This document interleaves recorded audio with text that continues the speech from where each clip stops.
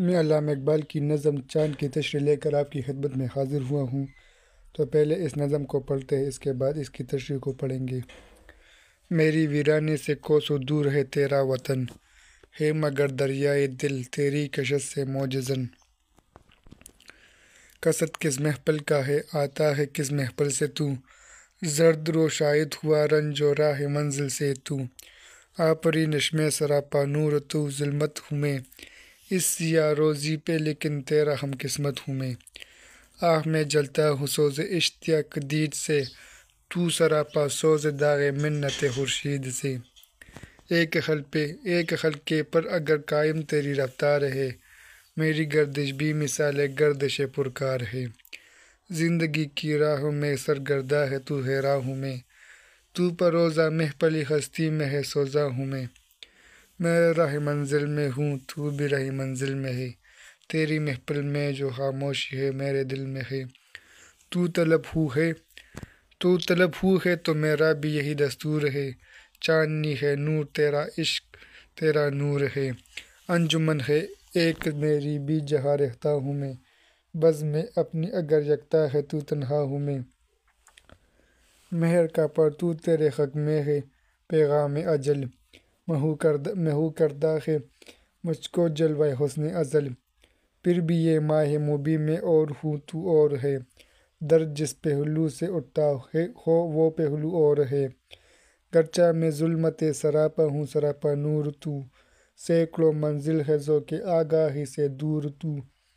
جو میری ہستی کا مقصد ہے مجھے معلوم ہے، یہ چمک وہ ہے جبھی جس سے تیری محروم ہے۔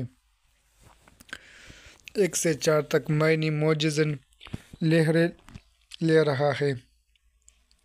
رنج راہ منزل لمبے سفر کی زحمت، آفرینش پیدائش کے لحاظ سے سیاہ روزی بد نصیبی۔ مطلب اس نظم میں اقبال چاند سے یوں مکالمہ کرتے ہیں کہ یہ چاند، ہر چند کہ تیری آماجگاہ میری وطن سے بہت دور ہے، اس کے باوجود میرے دل میں ہر لمحے تیری کشش موجزن رہتی ہے۔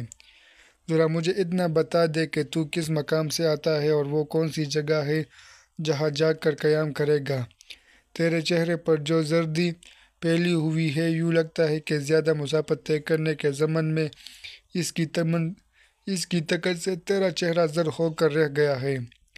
تخلیقی سطح پر بے شک تیرا وجود سراپا نور ہے، اس کے برعکس میری ذات اندھیرے کے مانند ہے، لیکن جہاں تک بدبختی کا تعلق ہے، ہم دونوں میں کافی یکسانیت پائی جاتی ہے کہ دونوں کے مقدر میں جلنے کے سوا اور کیا ہے۔ میں اپنے محبوب کے ہجر میں اور تو اس لیے گبیدہ ہاتھ رہتا ہے کہ روشنی حاصل کرنے کے لیے تجھے سورج کا شرمندہ ساخ بننا پڑتا ہے۔